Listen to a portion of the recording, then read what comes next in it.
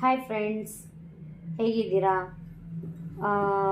ಈಗ ಹಿಂದಿನ ವಿಡಿಯೋದಲ್ಲಿ ನಾನು ಹೇಳಿದ್ದೆ ನಿಮ್ಮೊಂದಿಗೆ ನನ್ನ ಪಾರುನ ಕಷ್ಟನ ನಿಮ್ಮೊಡನೆ ಹಂಚ್ಕೊತೀನಿ ಅಂತ. ಈಗ ಟೈಮ್ ಬಂದಿದೆ. ಈಗ ಅವಳು ಏನು ಮಾಡ್ತಾಳೆ, ಹಿಂದೆ ಏನು ಮಾಡ್ತಾ ಇದ್ಲು, ಮತ್ತು ಈ ಗಾಯ ಹೇಗಾಯಿತು ಅನ್ನೋದು ನಮ್ಮ ಪಾರು ತಿಳಿಸ್ತಾಳೆ. ಓಕೆನಾ? ಪಾರು, ಹೇಳು ಪಾರು, ಏನು ಮಾಡ್ತೀಯ ನೀನು? ಎಲ್ಲರಿಗೂ ನಮಸ್ತೆ. ನಾನು ಬೆಂಗಳೂರಲ್ಲೇ ಹುಟ್ಟು ಬೆಳೆದಿರೋದು. ಅಪ್ಪ ವ್ಯಾಪಾರ ಮಾಡ್ತಾರೆ. ಅಪ್ಪ ಬೆಳಗ್ಗೆ 5 ಗಂಟೆ 3 ಗಂಟೆ ಹೆಂಗಂದ್ರೆ ಹಂಗೆ ಹೋಗ್ತಾರೆ. ಹೋದರೆ ಬರೋದು, ವ್ಯಾಪಾರ ಮುಗಿಸ್ಕೊಂಡು ಬರೋದು ಸಂಜೆ ಆಗುತ್ತೆ, ಇಲ್ಲ ಮಧ್ಯಾಹ್ನ ಆಗುತ್ತೆ, ಹೇಳೋಕ್ಕಾಗೋದಿಲ್ಲ. ಅಮ್ಮ ಬಂದು ವೆಡ್ಡಿಂಗ್ ಕಟ್ಟಾಗಿ ಕೆಲ್ಸಕ್ಕೆ ಹೋಗ್ತಾರೆ. ಅವರು ಬೆಳಗ್ಗೆ 8 ಗಂಟೆಗೆ ಹೋದರೆ ರಾತ್ರಿ 8:15 8:15 ಅವರು ಆ ಥರನೇ ಬರೋದು. ನಾನು SLC ನಮ್ಮಪ್ಪ ನಮ್ಮಮ್ಮ ಅಷ್ಟು ಕಷ್ಟಪಟ್ಟು ನನ್ನನ್ನು ನನ್ನ ತಮ್ಮನೇ SLCವರೆಗೂ ಓದಿಸಿದ್ದಾರೆ. ನಾನು ಸ್ಕೂಲ್ಗೆ ಹೋಗಿ ಬಂದಾಗ ಮನೇಲಿ ಸ್ವಲ್ಪ ಅನ್ನ ಖಾಲಿ ಆಗೋಗಿತ್ತು. ನನಗೂ ಹೊಟ್ಟೆ ಹಸಿವು, ನನ್ನ ತಮ್ಮನಿಗೂ ಹೊಟ್ಟೆ ಹಸಿವು. ಅದರಿಂದ ಸರಿ ನಾನು ಪಂಪ್ ಸ್ಟವಲ್ಲಿ ಎಣ್ಣೆ ಇದೆಯಾ ಇಲ್ಲ ಅಂತ ಸರಿಗೆ ಚೆಕ್ ಮಾಡಿದ್ರೆ ಪಂಪ್ ಮಾಡಿದೆ. ಇರಲಿಲ್ಲ. ಸರಿ ಎಣ್ಣೆ ಹಾಕಿ ಕ್ಯಾಪ್ ಹಾಕೋಕ್ಕೆ ನನಗೆ ಸರಿಗೆ ಬರಲಿಲ್ಲ. ಜೋರಾಗಿ ಪಂಪ್ ಮಾಡಿ ಕಡ್ಡಿ ಹಚ್ಚೋವಾಗ ಅದು ಫುಲ್ಲು ಬ್ಲಾಸ್ಟ್ ಆಗಿ ನನಗೆ ಈ ಥರ ಆಗಿದ್ದು. ನಾನಾಗೇನು ಮಾಡ್ಕೊಂಡಿರಲಿಲ್ಲ, ತಾನಾಗೆ ಆಗಿದ್ದು. ಆಮೇಲೆ ನಾನು SLCಯಲ್ಲಿದ್ದಾಗ ಒಬ್ಬರನ್ನ ತುಂಬ ಪ್ರೀತಿ ಮಾಡಿದ್ದೆ. ಅವರು ನನಗೆ ತುಂಬ ಪ್ರೀತಿ ಮಾಡಿದರು. ನನಗೆ ಈ ಥರ ಆದಮೇಲೆ ಅವ್ರ ಅಪ್ಪ ಅಮ್ಮ ಈ ಥರ ಇದ್ದಾಳೆ, ಯಾಕೆ ಬೇಡ ಅಂತ ಹೇಳಿ ಅವ್ರಿಗೆ ಬಲವಂತ ಮಾಡಿ ಇನ್ನೊಂದು ಬೇರೆ ಮದುವೆ ಮಾಡಿದ್ರು. ಸರಿ, ನನ್ನ ಜೀವನ ಅಷ್ಟೇ. ಇನ್ನು ನನ್ನ ಲವ್ ಮಾಡಿದವರೇ ಈ ಥರ, ಅವ್ರ ಮನೆಯವರೇ ಈ ಥರ ಇರಬೇಕಾದ್ರೆ ಇನ್ನು ಬೇರೆಯವ್ರು ಏನು? ನಂದಿನ್ನೂ ನನ್ನ ಪ್ರಪಂಚ ಏನು ನಮ್ಮಪ್ಪ ನಮ್ಮಮ್ಮನೇ. ನನಗೂ ಓದೋದ್ರ ಕಡೆ ಅವಾಗ ಇಂಟ್ರೆಸ್ಟ್ ಕೊಡೋಕ್ಕಾಗಿಲ್ಲ. ಇದೆಲ್ಲ ಆದಮೇಲೆ. ಅಲ್ಲ ಪಾರು, ಈಗ ನೀನು ಎಷ್ಟು ಏಜಲ್ಲಿ ಇದ್ದಾಗ ಈ ಥರ ಆದಮೇಲೆ ಎಷ್ಟು ಏಜಲ್ಲಿದ್ದೆ? ಅವಾಗ ಯಾವಾಗ ಕೆಲಸಕ್ಕೆ ಹೋಗೋಕ್ಕೆ ಸ್ಟಾರ್ಟ್ ಮಾಡಿದೆ ನೀನು? ನನಗೆ ಈ ಥರ ಆದಾಗ 15 ವಯಸ್ಸು ಇರ್ಬೋದು. ಆಮೇಲೆ ನಾನು ಕೆಲ್ಸಕ್ಕೆ ಹೋಗಿ ನಾನು ಈ ಥರ ಎಲ್ಲ ಆಗಿ ಫುಲ್ಲು ರೆಸ್ಟಲ್ಲಿದ್ದೆ. ಕೆಲ್ಸಕ್ಕೆ ಹೋಗೋಕ್ಕೆ ಸ್ಟಾರ್ಟ್ ಮಾಡಿದಾಗ 17 ವಯಸ್ಸು. 17 ವಯಸ್ಸಲ್ಲಿ ನೀನು ಕೆಲಸ ಸ್ಟಾರ್ಟ್ ಮಾಡಿದೆ. ಅವಾಗ ಎಲ್ಲೂ ಕೆಲಸ ಸಿಕ್ಕಿಲ್ಲ. ಅವಾಗ್ಲೂ ಯಾಕೆ ಅಪ್ಪ ಬೇಡ ಅನ್ನಿಲ್ವಾ ನಿಮಗೆ? ಬೇಡ ಅಂದರು. ಆದರೆ ಅವ್ರಿಗೂ ಅಷ್ಟು ಕಷ್ಟ ಇತ್ತು ಅಕ್ಕ. ನನ್ನನ್ನು ಹಾಸ್ಪಿಟ್ಲ್ ಖರ್ಚು 1 ತಿಂಗಳು ನಾನು ಹಾಸ್ಪಿಟ್ಲಲ್ಲಿದ್ದೆ. ಈ ಥರ ತುಂಬ ನೋವು. ಅವ್ರಿಗೂ ಸಾಲ ಎಲ್ಲ ಮಾಡಿಕೊಂಡು ನನ್ನನ್ನೆಲ್ಲ ಕಾಪಾಡ್ಕೊಂಡಿದ್ರು. ಅವ್ರ ಕಷ್ಟನೂ ನಾನು ನೋಡ್ಬೇಕಾಗ ಒಂದು ಟೈಮ್ ಇದ್ದರೆ ಊಟಕ್ಕೆ, ಇನ್ನೊಂದು ಟೈಮ್ ಅವಾಗಲೂ ತಾಯಿ ಮನೇಲಿ ಇರಲಿಲ್ಲ. ನಾನು ಅದನ್ನೆಲ್ಲ ನೋಡ್ಕೊಂಡು ನಾನು ಸುಮ್ಮನೆ ಇರೋಕ್ಕಾಗುತ್ತಾ ಅಕ್ಕ? ಸರಿ, ನನ್ನ ಜೀವನ ಆಗೋಯ್ತು, ಅಷ್ಟೇ ಮುಗೀತು. ನನಗಿನ್ನೂ ಮದುವೆ ಅನ್ನೋ ಜೀವನ ಇಲ್ಲ. ನಾನು ನಮ್ಮಪ್ಪನ ಮುಂದೋಸ್ತಾದರೂ ಬದುಕಬೇಕು ಅಂದ್ಬಿಟ್ಟು ನಾನು ಅಲ್ಲಿ ಇಲ್ಲಿ ಕೆಲಸ ಎಲ್ಲ ಹುಡುಕ್ತೆ. ಸುಮಾರು ಜಾಗದಲ್ಲಿ ಅವಾಗಲೂ ಈ ಥರ ಇರೋದಕ್ಕೆ ಕೆಲಸ ಸಿಕ್ಕಿಲ್ಲ. ಏನೋ ಒಂದು ಜಾಗದಲ್ಲಿ ಒಂದು ಎಂಬ್ರಾಯ್ಡಿಂಗ್ ಫ್ಯಾಕ್ಟ್ರಿ ಸಿಕ್ತು. ಅಲ್ಲಿ ಏನೋ ಸಣ್ಣ ಪುಟ್ಟ ಕೆಲಸ ಮಾಡಿಕೊಂಡು ಅವಾಗ 700 800 900 ಹಿಂಗೆ ಅಕ್ಕ ಪೇಮೆಂಟ್ ಇದ್ದಿದ್ದು ತಿಂಗಳಿಗೆ. ಅದರಲ್ಲಿ ಹೋಗಿ ಸೇರಿಕೊಂಡೆ. ಸರಿ, ಅಲ್ಲಿಂದ ನಾನು ಸ್ವಲ್ಪ ಕಷ್ಟಪಟ್ಟು ಬದುಕ್ತಾ ಆಮೇಲೆ ಗಾರ್ಮೆಂಟ್ಸ್ಗೆ ಹೋದೆ. ಗಾರ್ಮೆಂಟ್ಸ್ಗೆ ಹೋಗಿ ಹೆಂಗೋ ಒಂದು ಸ್ವಲ್ಪ ಕೆಲಸನೂ ಕಲಿತೆ. ನನ್ನನ್ನು ಪ್ರೀತಿ ಮಾಡಿದ ಹುಡುಗ ಬಂದು ಅವ್ರಿಗೆ ಇಷ್ಟ ಇದ್ರು. ಅವ್ರ ಅಪ್ಪ ಅಮ್ಮನಿಗೆ ಇಷ್ಟನೇ ಇರಲಿಲ್ಲ. ಈ ಥರ ಇದ್ದಾಳೆ, ಬೇಡವೇ ಬೇಡ ಅಂದ್ಬಿಟ್ಟು ಬಲವಂತ ಮಾಡಿ ಇನ್ನೊಂದು ಮದುವೆ ಮಾಡಿದ್ರು. ಸರಿ ಆಯಿತು, ನನಗಿನ್ನೂ ಮದುವೆ ಅನ್ನೋ ಜೀವನನೇ ನನ್ನ ಹಣೆಯಲ್ಲೇ ಬರ್ದಿಲ್ಲ ಅಂದ್ಬಿಟ್ಟು ನಾನು ಈ ಥರನೇ ಹಿಂಗೆ ಬದುಕ್ತಾ ಇದ್ದೆ. ಕೊನೆಗೆ ಅವ್ರು ಮದುವೆ ಮಾಡ್ಕೊಂಡವರು ಬೇಡ, ಅವ್ರು ಏನೋ ಆಗಿ ಅವ್ರು ಬಿಟ್ಟು ಹೊರಟೋದ್ರು. ಅವ್ರದ್ದು ಅಷ್ಟಾಗಿ ನಮಗೂ ಗೊತ್ತಿಲ್ಲ ಸರಿ, ಸ್ಟೋರಿ ಬಿಟ್ಟು ಹೊರಟೋದ್ರು. ಕೊನೆಗೆ ತಿರ್ಗಾ ನಾನು ಪ್ರೀತಿ ಮಾಡಿದವರೇ ಬಂದು ನಾನು ಇನ್ನೊಂದೇ ಮದುವೆ ಮಾಡ್ಕೊತೀನಿ ಅದು. ನಾನು ಆವಾಗಲೂ ಅಂದೆ, ನಾನು ಈ ಥರ ಇದ್ದೀನಿ, ಬೇಡವೇ ಬೇಡ, ಯಾಕೆ ಸುಮ್ಮನೆ ನೀವು ಚೆನ್ನಾಗಿದ್ದೀರಾ, ನೀವು ಚೆನ್ನಾಗಿರೋ ಹುಡುಗಿನೇ ನೋಡ್ಕೊಂಡು ಮದುವೆ ಮಾಡ್ಕೊಳ್ಳಿ. ಅವ್ರಿಗೆ ನಾನು ಅಷ್ಟು ಹೇಳ್ದೆ, ಅಕ್ಕ ನಾನು ಈ ಥರ ಇದ್ರು ಬೇಡ, ಫಸ್ಟೇ ನಾನು ಈ ಥರ ಇದ್ದೀನಿ ಅಂತಲೇ ನಿಮ್ಮಪ್ಪ ನಿಮ್ಮಮ್ಮ ನನಗೆ ಬೇಡ ಅಂತ ಹೇಳಿ ಇನ್ನೊಬ್ರು ಮದುವೆ ಮಾಡಿಸಿದ್ರು. ಸುಮ್ಮನೆ ಯಾಕೆ ನಾಳೆ ಮದುವೆ ಆದಮೇಲೆ ಇಬ್ಬರು ಒಂದೇ ಮನೇಲಿ ಇರಬೇಕಾಗತ್ತೆ, ಇದೆಲ್ಲ ಸರೋಗಲ್ಲ. ಅವ್ರಿಗೂ ಒಂಥರ ನನ್ನನ್ನು ನೋಡಿದ್ರೆ ಒಂಥರ ಇಸು ಮುಸು ಆಗ್ಬೋದು, ಬೇಡ ಅಂತಂದೆ. ಆದರೆ ಇಲ್ಲ ನಾನು ಫಸ್ಟೇ ನಾನು ತಪ್ಪು ಮಾಡಿದೆ, ನಾನು ಇನ್ನೊಂದೇ ಮದುವೆ ಮಾಡ್ಕೊಬೇಕಾಯ್ತು. ಅಪ್ಪ ಅಮ್ಮ ನಡೆಸಿ ಅವ್ರ ಮಾತು ಕೇಳಿದ್ದಕ್ಕೆ ಇವತ್ತು ನನ್ನನ್ನು ಮದುವೆ ಮಾಡ್ಕೊಂಡವಳು ನನ್ನನ್ನು ಬಿಟ್ಟು ಹೋದ್ಲು. ನಾನು ಇನ್ನೊಂದೇ ಮದುವೆ ಮಾಡ್ಕೊತೀನಿ ಅಂತ ಎಲ್ಲರನ್ನೂ ಒಪ್ಪಿಸಿ ನಾವು ಮದುವೆನೂ ಆದ್ವಿ. ಮದುವೆ ಆಗಿ 2 ವರ್ಷ ಮಕ್ಕಳು ಇರಲಿಲ್ಲ. ಆಮೇಲೆ ನನ್ನ ಮಗ ಆದ. ಮಗು ಆಗಿ 1-2.5 ವರ್ಷಕ್ಕೆ ನಮ್ಮ ಯಜಮಾನ್ರಿಗೆ ಸಡನ್ನಾಗಿ ಹಾರ್ಟ್ ಅಟ್ಯಾಕ್ ಬೇರೆ ಆಗೋಯ್ತು. ಅವಾಗ ನಾನು ತುಂಬಾ ಕಷ್ಟಪಟ್ಟಿದ್ದೀನಿ ಅಕ್ಕ. ಈ ಥರ ಇದ್ಕೊಂಡು ನನಗೆಲ್ಲೂ ಸರಿ ಕೆಲಸ ಸಿಗ್ತೀರಾ.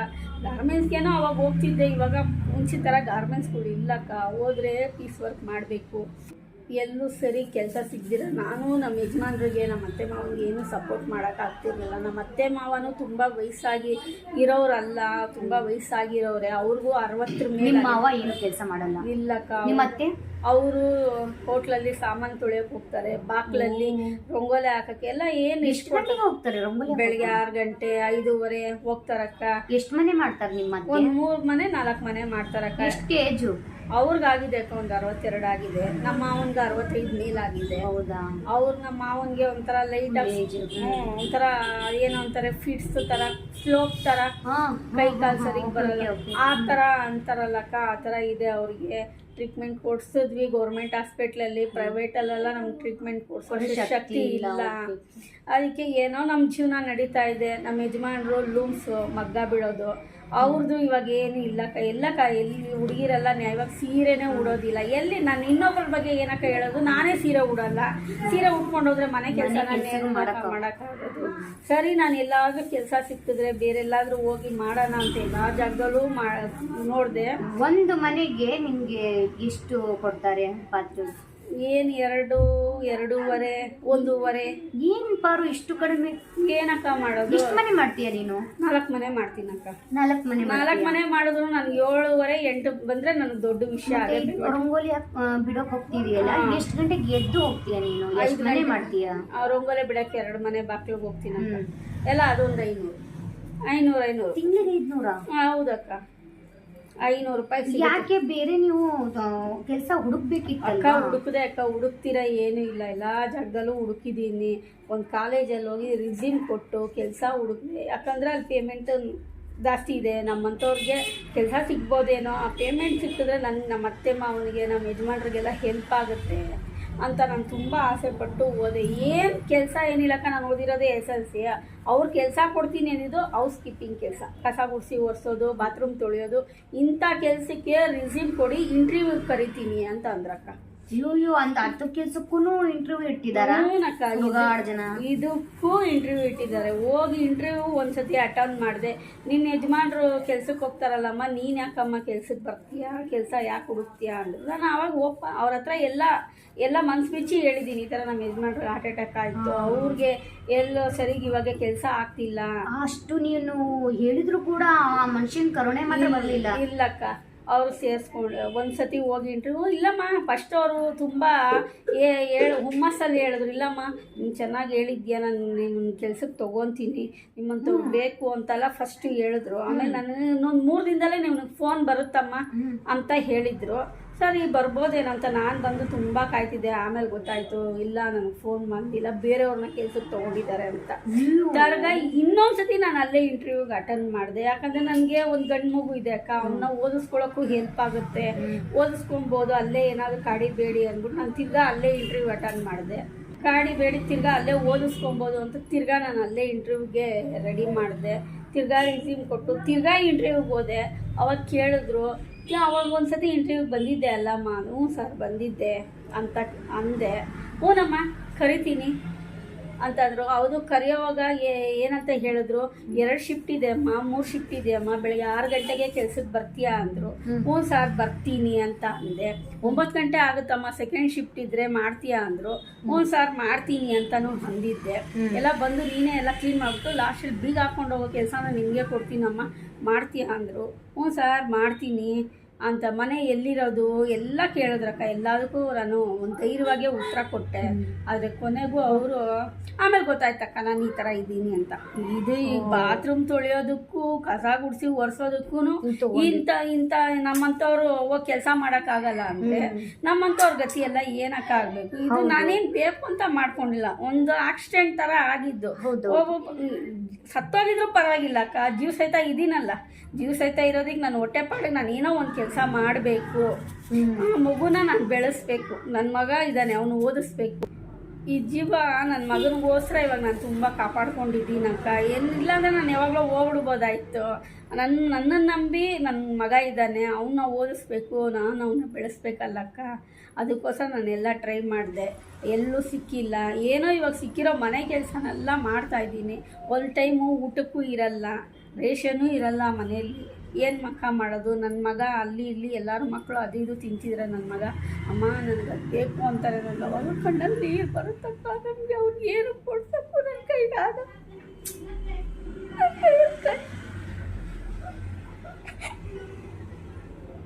ಆ ಎಳೆ ಮಗು ನನ್ನ ಕಷ್ಟ ನಾನು ಹಿಂಗೆ ಕೈ ಹೇಳ್ಕೊಳ್ಳಿ ಹೇಳೋಕ್ಕಾಗಲ್ಲ. ಮನೇಲಿ ಊಟ ಇಲ್ಲ ಅಂದರೆ ನಾವು ಹೆಂಗೂ ಉಪವಾಸ ಇರ್ಬೋದು, ಮಕ್ಕಳನ್ನ ಉಪವಾಸ ಇರೋಕ್ಕಾಗುತ್ತಾ? ಆಗಲ್ಲ. ನಮ್ಮ ಮಾವ ಅವ್ರಿಗೂ ತುಂಬ ವಯಸ್ಸಾಗಿದೆ, ಅವ್ರ ಕಾಯಿಲೆ ಮನುಷ್ಯ, ಅವ್ರ ಕೈಗೂ ಇರೋಕ್ಕಾಗಲ್ಲ. ಎಲ್ಲಾದರೂ ಛತ್ರ, ಮದುವೆ, ಎಲ್ಲಾದರೂ ಯಾವುದೋ ಒಂದು ಫಂಕ್ಷನು ನಮ್ಗೆ ಗೊತ್ತು ಗೊರಿ ಇಲ್ದಿರೋದು ಯಾವುದೋ ಒಂದು ಫಂಕ್ಷನ್ ಆಗಿ ಅಲ್ಲಿ ಊಟ ಆಗ್ತಾಯಿದ್ರೆ ಅಲ್ಲೂ ಊಟ ಮಾಡ್ಕೊಂಡು ಬಂದುಬಿಡ್ತಾರೆ. ನನಗೆ ಅದೆಲ್ಲ ನೋಡಿದ್ರೆ ತುಂಬ ಆಗುತ್ತಕ್ಕ, ಹೇಳ್ಕೊಳಕ್ಕಾಗಲ್ಲ. ಏನಕ್ಕ ನಾವು ಒಂದೊಂದ್ಸತಿ ಹಿಂಗೆ ಜೀವಿಸ್ತಾ ಇದ್ದೀವಿ ಅಂತ ಅನ್ಸ್ಬಿಡುತ್ತಕ್ಕ ನನಗೆ.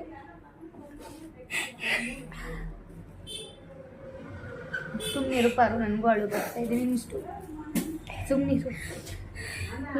ಇಲ್ಲಕ್ಕ, ನಮ್ಮಂಥವ್ರಿಗೆ ನಾವು ಬದುಕಕ್ಕೆ ಆಗಲ್ವಾ ಹೇಳಿ ಅಕ್ಕ?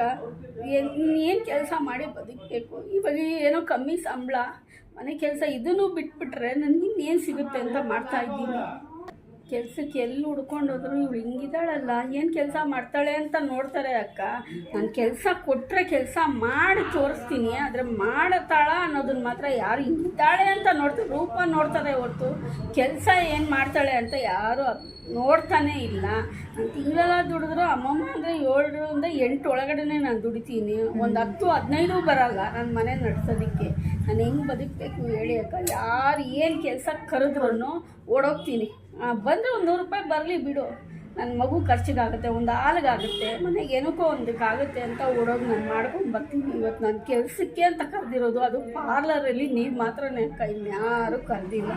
ಯಾಕೆ ಸುಮ್ಮನೆ ಸುಳ್ಳು ಹೇಳಬೇಕು? ಇರೋದು ಹೇಳ್ತಾ ಇದ್ದೀನಿ. ನೀವೇ ನನ್ನ ನಿಜವಾಗ್ಲೂ ಇವಾಗ ಕರೆದಿದ್ದೀನಿ, ಕಲಿತೀಯಾ ಅಂತ ನೀವು ಕೇಳಿದಾಗ ನನಗೆ ಎಷ್ಟು ಖುಷಿ ಆಯಿತು ಗೊತ್ತಾ? ನನ್ನೂ ಒಂದು ಮನುಷ್ಯ ಥರ ಟ್ರೀಟ್ ಮಾಡಿ ಒಬ್ಬರು ಕೆಲ್ಸಕ್ಕೆ ಕರೆದು ಕಲಿಸ್ಕೊಡ್ತೀನಿ ಬಾ ಅಂತ ಕರೆದಾಗ ನನಗೆ ಎಷ್ಟು ಖುಷಿಯಾಗಿದೆ ಅಂದರೆ ಅಷ್ಟಿಷ್ಟಲ್ಲಕ್ಕ. ನಿಜವಾಗ್ಲೂ ನಾನು ನೋಡಿ ಅಕ್ಕ, ಇದೇ ನನ್ನ ಜೀವನದ ಕತೆ ವ್ಯಥೆ ಎಲ್ಲ ಇದೇನೆ. ಇದರಲ್ಲಿ ನನಗೆ ಯಾವ ಸಂತೋಷವೂ ಇಲ್ಲ, ಯಾವ ಇದು ಇಲ್ಲ ಅಕ್ಕ. ನಾನು ಏನು ಅಂತ ಬರೀ ದುಃಖದಲ್ಲೇ ಬದುಕ್ಕೊಂಡು ಬರ್ತಾಯಿದ್ದೀನಿ ಅಕ್ಕ. ನೀವು ಓಕೆ ದುಃಖ ಪಡಬೇಡ, ಎಲ್ಲ ನಿಂಗೆ ಒಳ್ಳೇದಾಗೇ ಆಗುತ್ತೆ.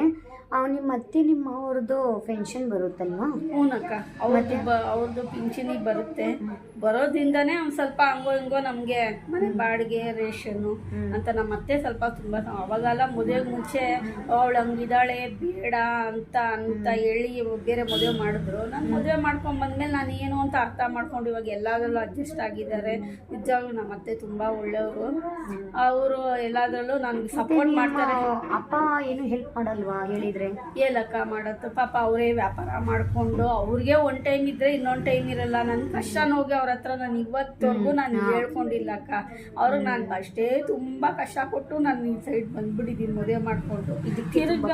ಇದಕ್ಕೆಲ್ಲ ಎಷ್ಟು ಪಾಪ ಅವರು ಎಷ್ಟು ನೋವು ತಿಂದಿದ್ದಾರೆ, ಮಗಳಿಗೆ ಹಿಂಗಾಯಿತು ಅಂತಾರೆ. ತಿರ್ಗಾ ಅವ್ರಿಗೆ ಏನು ನೋವು ಕೊಡಬಾರ್ದು, ಏನು ಕಷ್ಟ ನನ್ನ ಕಷ್ಟ ಹೇಳ್ಕೊಬಾರ್ದು ಅಂತ ನಾನು ಏನು ಹೇಳ್ಕೊಳಲ್ಲಕ್ಕ. ನಮ್ಮ ಅಮ್ಮನ ಹತ್ರ ಆಗಲಿ ನಮ್ಮ ಅಪ್ಪನ ಹತ್ರ ಆಗಲಿ ಏನು ಹೇಳ್ಕೊಳಲ್ಲ. ನನಗೆ ತಿನ್ನಕ್ಕಿದೆ, ಬಟ್ಟೆ ಇದೆ, ಇಲ್ಲ, ನಾನೇನು ಅವ್ರ ಹತ್ರ ನಾನೇನು ಹೇಳ್ಕೊಳಲ್ಲ. ವರ್ಷಕ್ಕೆ 1 ಸಲ 2 ಸಲ ಅಂತ ಮನೆ ಕೆಲಸದವರೇನೆ ನನಗೆ ಹೊಸ ಡ್ರೆಸ್ಸು ಇಲ್ಲಾಂದರೆ ಹೊಸ ಸೀರೆ ಅಂತ ಕೊಡ್ತಾರಕ್ಕ. ಅದನ್ನು ನಾನು ತೊಗೊಂಡೋಗಿ ನಮ್ಮಪ್ಪ ನಮ್ಮಮ್ಮನಿಗೆ ನಮ್ಮ ಯಜಮಾನ್ರು ನನಗೆ ಕೊಡಿಸಿದ್ರು ಅಂಥೇಳಿ ಇವ್ರ ಮರ್ಯಾದೆನೂ ಕಾಪಾಡ್ತೀನಿ. ಪರವಾಗಿಲ್ಲ, ನನ್ನ ಮಗಳು ಸ್ವಲ್ಪ ಚೆನ್ನಾಗಿದ್ದಾಳೆ ಅಂತ ಅವ್ರಿಗೂ ಒಂದು ಭಾವನೆ ಬರೋ ಥರ ನಾನು ನೋಡ್ಕೊತೀನಕ್ಕ. ಏನಕ್ಕ ಮಾಡೋದು, ಎಲ್ಲ ಕಷ್ಟನೂ ಅವ್ರಿಗೆ ಹೇಳ್ಕೊಳಕ್ಕೂ ಆಗಲ್ಲ. ಅವ್ರಿಗೂ ವಯಸ್ಸಾಗ್ತಾಯಿದೆ. ಇವ್ರಿಗಾದ್ರೆ 60 ಮೇಲೆ, ಅವ್ರು 60 ಒಳಗಡೆನೇ ಇದ್ದಾರೆ. ನಮ್ಮ ಅಪ್ಪನಿಗೆ 60 ಮೇಲಾಗಿದೆ, ನಮ್ಮ ಅಮ್ಮನಿಗೆ ಇನ್ನೂ ಸ್ವಲ್ಪ 60 ಒಳಗಡೆನೇ ಇದ್ದಾರೆ. ಅವ್ರಿಗೂ ಏಜ್ ಆಯ್ತಲ್ಲಕ್ಕ, ಇನ್ನೂ ಅವ್ರಿಗೆ ತುಂಬ ನೋವು ಕೊಡೋದು ಬೇಡ ಅಂತ ನಾನು ಇದೆಲ್ಲ ಮುಚ್ಚಿಕೊಂತೀನಕ್ಕ, ಏನು ಹೇಳಕ್ಕೆ ಹೋಗಲ್ಲ. ನಮ್ಮ ಮಗು ಪಾಪ ಅವನೊಂದ್ಸತಿ ಕೇಳ್ದಾಕ, ನಮ್ಮ ಅತ್ತೆ ಬಂದು ಪಿಂಚಣಿ ತೊಗೊಂಬರ್ಬೇಕಮ್ಮ, ನಾನು ಹೋಗ್ಬೇಕು, ಪೋಸ್ಟ್ ಆಫೀಸ್ಗೆ ಹೋಗಿ ಬರ್ತೀನಿ, ಮಗುನ ನೋಡ್ಕೊಳಕ್ಕೆ ನಾನು ಇರಲ್ಲ, ಅವನ್ನ ಕರ್ಕೊಂಡೋಗಿ ನನ್ನ ಕೈಗೆ ಕರ್ಕೊಂಬರೋಕ್ಕಾಗಲ್ಲ ಅಂದರು. ಸರಿ ನಮ್ಮ ನೀವು ಹೋಗಿ ಬನ್ನಿ, ನಾನು ಕೆಲಸ ಮಾಡೋ ಜಾಗಕ್ಕೆ ಮಗುನ ಕರ್ಕೊಂಡೋಗ್ತೀನಿ ಅಂತ ಫಸ್ಟ್ ಟೈಮ್ ನಾನು ಎಲ್ಲೂ ಕರ್ಕೊಂಡೋಗಿರಲಿಲ್ಲ ಅಕ್ಕ. ಒಂದು ಜಾಗಕ್ಕೆ ಕರ್ಕೊಂಡೋದೆ.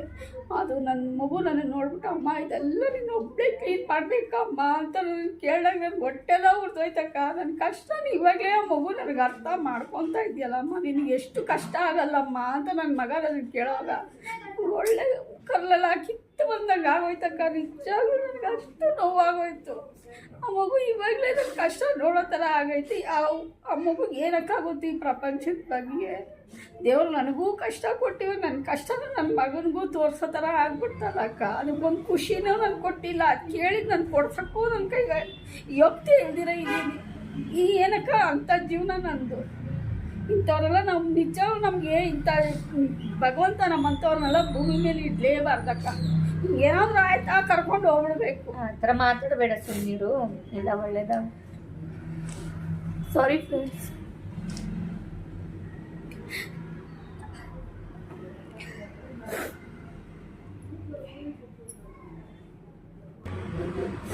ಸಾರಿ ಫ್ರೆಂಡ್ಸ್, ಇವಳು ಮಾತು ಕೇಳಿ ನನಗೂ ಅವಳು ಬಂದ್ಬಿಡ್ತು. ನೋಡಿ ನಿಮಗೆ ಏನು ಅನಿಸುತ್ತೆ ಕಮೆಂಟ್ ಮಾಡಿ. ಸರಿ ಅನಿಸಿದ್ರೆ ಲೈಕ್ ಮಾಡಿ, ಸಬ್ಸ್ಕ್ರೈಬ್ ಮಾಡಿ. ಓಕೆನಾ ಫ್ರೆಂಡ್ಸ್? Okay bye.